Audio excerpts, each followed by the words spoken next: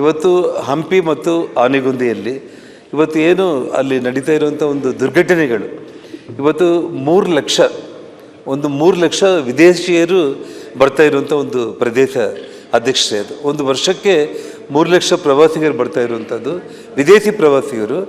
40 ಲಕ್ಷ ನಮ್ಮ ಸ್ವದೇಶಿ ಪ್ರವಾಸಿಗರು ಬರ್ತಾ ಇದ್ದಾರೆ. ಆಯಿತು. ನಾನು ಹಂಪಿಯಲ್ಲಿ ಈ ಹಿಂದೆ ನಾನೇನು ಸಚಿವನಾಗಿರುವಂಥ ಸಂದರ್ಭದಲ್ಲಿ ಅಲ್ಲೊಂದು ಪೊಲೀಸ್ ಸಬ್ ಡಿವಿಷನ್ ಮಾಡಿದ್ದೆ. ಒಬ್ಬ DOSP ಅಧಿಕಾರಿ ಮತ್ತು ಒಂದು 32 ಪೊಲೀಸ್ ತಂಡಗಳನ್ನ ರಚನೆ ಮಾಡೋದ್ರ ಮೂಲಕ 64 ಮಂದಿ ಪೊಲೀಸರು ರಾತ್ರಿ ಹಗಲು ಕೂಡ ಅಲ್ಲಿ ಗಸ್ತನ್ನ ತಿರುಗಾಡ್ತಾ ಇದ್ರು. ಆದರೆ ಇವತ್ತು ದುರದೃಷ್ಟ ಅಂತಂದ್ರೆ ಆ ಪೊಲೀಸ್ ಸಬ್ ಡಿವಿಷನ್ನೇ ತೆಗೆದುಬಿಟ್ಟಿದ್ದಾರೆ ಇವತ್ತು ಹಂಪಿಯಿಂದ. ಓಕೆ, ಅಲ್ಲಲ್ಲಿ ಒಂದು ವಿಷಯ, ಇದು ಬಹಳ ಗಂಭೀರವಾಗಿರೋ ವಿಷಯ ಅಧ್ಯಕ್ಷರೇ, ಒಂದೇ ನಿಮಿಷದಲ್ಲಿ ನಾನು ಮುಗಿಸ್ತೀನಿ. ಆ ಪೊಲೀಸ್ ಸಬ್ ಡಿವಿಷನ್ನ ಮುಖ್ಯಮಂತ್ರಿಗಳು ಅದನ್ನು ನಾನು ತಕ್ಷಣ ಕೈಗೊಳ್ತೀನಿ ಅಂತ ಹೇಳಿದ್ದಾರೆ. ಗೃಹ ಸಚಿವರು ಕೂಡ ಇಲ್ಲಿದ್ದಾರೆ. ಯಾಕೆಂದರೆ ಇಂಥ ಘಟನೆ ಮತ್ತೆ ನಾಳೆ ನಾಡಿದ್ದು ಮತ್ತು ಇನ್ನೊಂದು ಆದಮೇಲೆ ನಾವು ಇದ್ರ ಬಗ್ಗೆ ಮಾತಾಡಿದರೆ ಪ್ರಯೋಜನ ಇಲ್ಲ.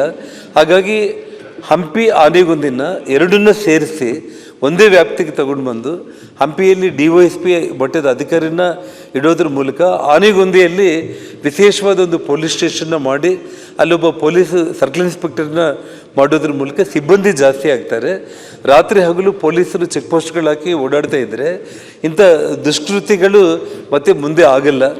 ಜೊತೆಗೆ ಇವತ್ತು ನೋಡಿ ಅಲ್ಲಿ ಕೇವಲ ಅವ್ರ ಜೀವನ ಅಲ್ಲಿ ಹಂಪಿ ಆನೆಗುಂದಿ ಭಾಗದಲ್ಲಿ ಈ ಟೂರಿಸ್ಟ್ಗಳು ಬರೋದ್ರಿಂದನೇ ಅಲ್ಲಿರುವಂಥ ಗ್ರಾಮೀಣ ಭಾಗದ ಜನರು ಸಣ್ಣ ಪುಟ್ಟ ಹೋಮ್ ಸ್ಟೇಗಳು ರಿಸಾರ್ಟ್ಸ್ ಮಾಡ್ಕೊಂಡು ಬದುಕ್ತಾ ಇದ್ದಾರೆ.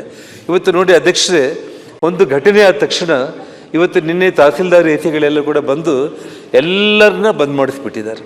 ಇವತ್ತು ಎಲ್ಲರೂ ಪ್ರವಾಸಿಗರೆಲ್ಲ ಖಾಲಿ ಮಾಡ್ಕೊಂಡ್ಬಿಟ್ಟು 150 ಹೋಮ್ ಸ್ಟೇಗಳಿಂದ ಎಲ್ಲ ಪ್ರವಾಸಿಗರು ವಾಪಸ್ ಹೋಗ್ಬಿಟ್ಟಿದ್ದಾರೆ. ಸನ್ಮಾನ್ಯ HK ಪಾಟೀಲರು ಇಲ್ಲಿ ಹಿರಿಯರಿದ್ದಾರೆ. ಅವರು ನೋಡಿ ಇವತ್ತು ಹೇಳಿದ್ರಲ್ಲ ವಿಷಯ ಅಲ್ಲ ಅಧ್ಯಕ್ಷ, ಇವತ್ತು ವಿದೇಶಗಳಲ್ಲಿ ಒಂದು ಕೆಟ್ಟ ಸಂದೇಶ ಹೋಗ್ಬಾರ್ದು. ಎಲ್ಲರೂ ಖಾಲಿ ಮಾಡ್ಕೊಂಡು ಹೆದರ್ಕೊಂಡು ಹೋಗ್ಬಿಟ್ಟಿದ್ದಾರೆ.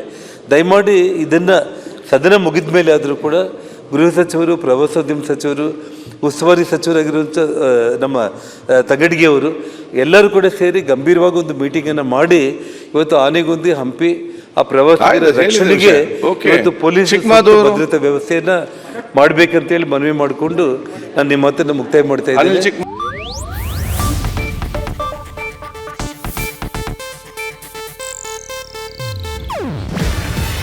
ಇದು ಏಷ್ಯಾನೆಟ್ ನ್ಯೂಸ್ ನೆಟ್ವರ್ಕ್ ಪ್ರಸ್ತುತಿ. ನೀವು ನೋಡ್ತಿದ್ದೀರಾ ಏಷ್ಯಾನೆಟ್ ಸುವರ್ಣ ನ್ಯೂಸ್.